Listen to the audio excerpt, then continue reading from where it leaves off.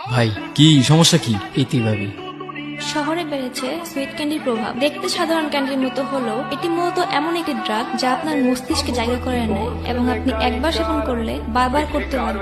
এই ক্যান্ডির মূল টার্গেটই হচ্ছে কলেজ ও ইউনিভার্সিটির স্টুডেন্ট। সুইট ক্যান্ডি ইউরোপে বিভিন্ন দেশে প্রচলিত থাকলেও এখন কিছু সিন্ডিকেট মিলে আমাদের দেশেই এই প্রোডাকশন করছে। সিন্ডিকেটগুলো এখন পর্যন্ত ধরাছোঁয়ার বাইরে থাকলেও একটি গোপন অভিযানের পর মোস্ট ওয়ান্টেড লিস্টে এখন একজনেরই নাম, নির্জন নামে। তুই দিছস না ইনফরমেশন? মানে আমি কেন দিতে যাব? মাথা ঠিক আছে তোর? জবান লুকায় তো লাভ নাই রে ভাই, তোর চোখ সত্যি বলে দিতেছে। শোন, নিজেদের মাঝে ঝামেলা করে লাভ নেই। বেটার তুই কিছুদিনের জন্য আন্ডারগ্রাউন্ড হয়ে যা। ও আচ্ছা, তাহলে এই প্ল্যান।